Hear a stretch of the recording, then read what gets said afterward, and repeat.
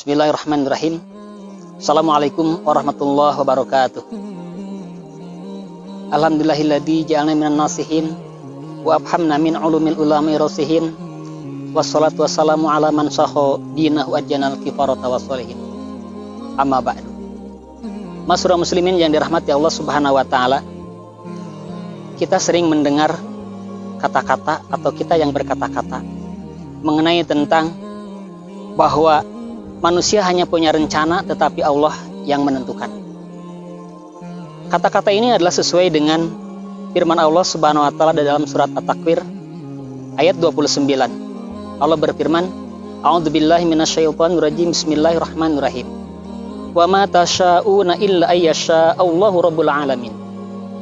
Dan kamu tidak dapat menghendaki atau menempuh jalan itu sendiri kecuali apabila dikehendaki Allah, Tuhan semesta alam. Ayat ini menggambarkan bahwa kita tidak akan pernah bisa menempuh jalan itu sendiri kecuali Allah lah yang menggerakkan. Allah lah yang mengatur kita. Hadis Rasulullah SAW yang diriwayatkan oleh Imam Muslim, Rasulullah bersabda, Kataballahu maqadirul khalaiq qabla yakhluqas samawati wal ard bi khamsina alfasannah. Allah telah menuliskan takdir para makhluk 50.000 tahun yang lalu sebelum Allah Subhanahu wa taala menciptakan langit dan bumi. Sehingga manusia ini sejak zaman ajalinya Allah Subhanahu wa taala sudah mencatat dan menuliskan di Lauhul Mahfuznya, yaitu 50.000 tahun sebelum kita diciptakan, sebelum langit dan bumi diciptakan, bahwa suratan takdir manusia itu sudah ada. Nah, kalau kita ngelihat ini, bahwa kita takdir itu sudah ditentukan oleh Allah Subhanahu wa taala, maka berarti kita tidak perlu berusaha. Ada yang mengatakan seperti itu. Kita tidak perlu berusaha, kita hanya diam saja, duduk menunggu takdir. Tapi perkataan itu adalah tidak benar.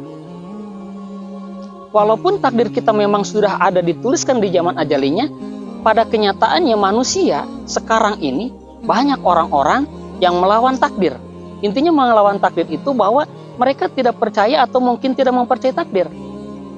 Karena ada orang-orang yang memang sudah ditakdirkannya seperti itu, mereka tetap memiliki keinginan yang keras, memiliki cita-cita yang tinggi, memiliki semangat yang tinggi, sehingga semua manusia pasti menginginkan hidupnya bahagia, menginginkan hidupnya sukses, menginginkan kaya, memiliki harta yang melimpah ruah. Itu adalah keinginan manusia. Apakah itu keinginan itu bisa direalisasikan? Boleh-boleh saja. Karena setiap manusia itu pasti memiliki keinginan.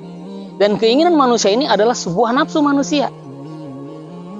Karena kalau tidak adanya nafsu, maka manusia tidak akan memiliki sebuah keinginan. Oleh karena itu Allah Subhanahu wa taala menciptakan manusia maka satu paket dengan nafsu. Ketika satu paket dengan nafsu ini, maka nafsu ini tidak akan pernah bisa dilepaskan dari diri kita. Sehingga nafsu ini akan melekat terus.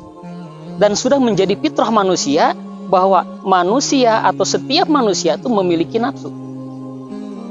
Cuman tergantung bagaimana kita menyikapi tentang nafsu ini. Bagaimana menyikapi nafsu tentang kita sebagai orang muslim. Nah, untuk seorang muslim untuk menyikapi nafsu ini, bahwa nafsu ini pasti akan mendorong kepada cenderung untuk memiliki keinginan. Ingin mewah, ingin kaya, ingin punya jabatan yang tinggi setinggi-tingginya. Itu adalah keinginan, itu adalah hasil dari nafsu. Orang muslim apakah boleh memiliki nafsu? Nafsu itu justru bagi muslim harus dipelihara, harus dirawat, harus benar-benar dijaga. Kenapa? Karena kalau nafsu ini dirawat, dijaga, dipelihara, sehingga nafsu itu akan menjadi jinak. Setelah nafsu ini jinak, maka nafsu ini bisa dikendalikan oleh kita sebagai seorang muslim. Kita memiliki keinginan yang tinggi, memiliki cita-cita yang tinggi, ingin memiliki menjadi orang yang sukses, ingin menjadi orang yang kaya raya, memiliki harta yang mewah, harta yang banyak, itu silahkan. Tetapi dengan cara mencarinya dengan jalan yang halal. Sehingga kita boleh memiliki keinginan memiliki harta yang banyak, tetapi cara dalam mendapatkan harta itu dengan cara yang halal, bukan menghalalkan dengan segala cara. Saya kembali ulang bahwa kita seorang muslim boleh memiliki keinginan memiliki harta yang banyak, tetapi cara memiliki harta itu dengan cara yang halal, bukan menghalalkan segala cara. Dan boleh juga seorang muslim itu memiliki keinginan, memiliki jabatan yang tinggi setinggi-tingginya, boleh dengan cara yang baik, dengan cara yang ma'ruf. Supaya ketika nanti kita kalaupun punya jabatan, maka jabatan itu akan kita gunakan dengan kebaikan pula.